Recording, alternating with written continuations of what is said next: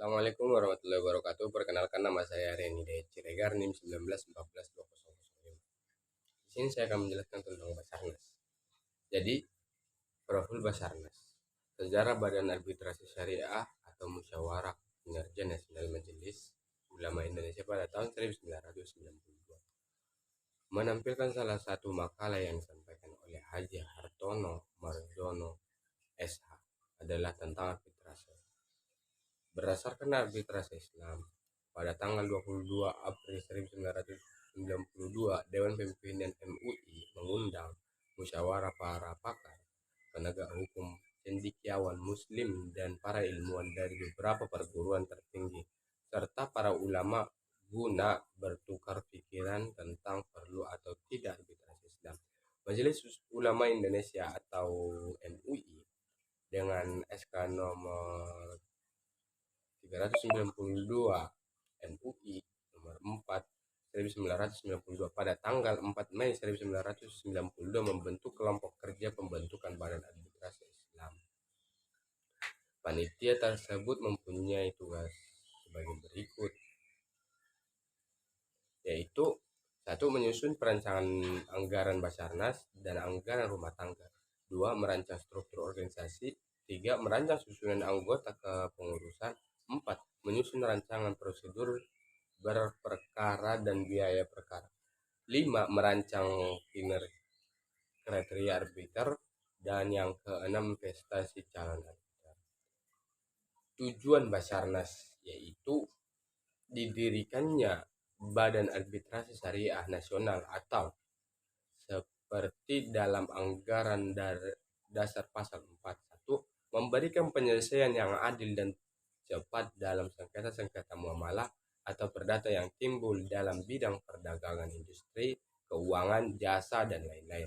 Nomor 2, menerima permintaan yang diajukan oleh para pihak dalam suatu perjanjian tanpa ada suatu sengketa untuk memberikan suatu pendapat yang meningkat mengenai suatu persoalan berkenan dengan perjanjian tersebut.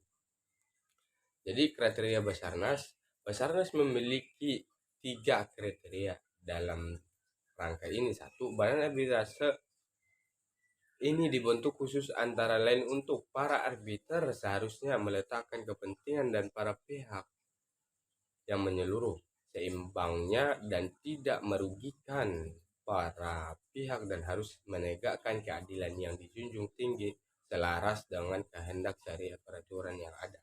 2. Nilai-nilai keadilan yang tercermin dalam Pancasila harus dijadikan salah satu acuan pokok dalam menyelesaikan sengketa melalui arbitrase Islam.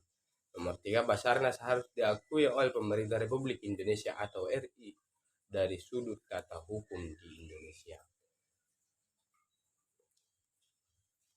Jadi, pembatalan atau putusan Basarnas dapat dibatalkan dengan mengajukan secara tertulis permintaan pembatalan putusan dengan didasarkan pada alasan: 1. Penunjukan arbiter tunggal atau majelis tidak sesuai dengan ketentuan yang diatur oleh peraturan Basarnas.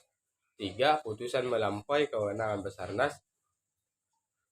4. Putusan jauh menyimpang di ketentuan pokok peraturan prosedur Basarnas. Yang kelima, putusan tidak memuat dasar-dasar alasan menjadi landasan pengambilan putusan tanpa mengarungi ketentuan-ketentuan yang berlaku. Permohonan pembatalan putusan arbitrase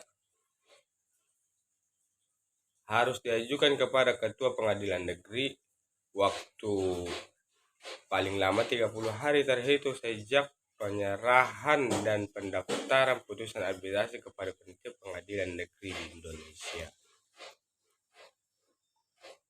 Jadi, penerimaan konsep tahkim di Basarnas menurut Hartono Marjono, bila lembaga pengadilan menitik beratkan pada diberlakukannya ketentuan-ketentuan hukum yang bersifat kaku, maka Badan Arbitrase Syariah akan menitik beratkan pada tugas dan fungsi untuk mencari titik temu di antara para pihak yang tengah berselisih melalui proses yang digali dari ruh ajaran dan akhlak Islam menuju jalan ilahi.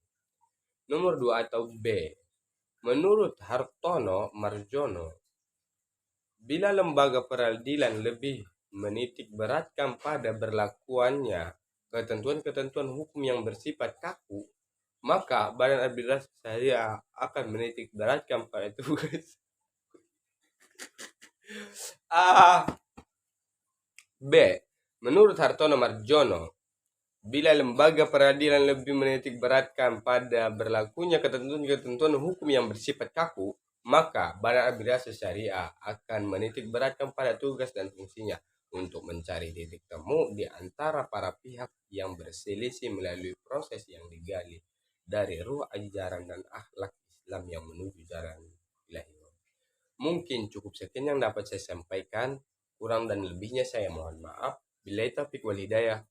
Assalamualaikum warahmatullahi wabarakatuh.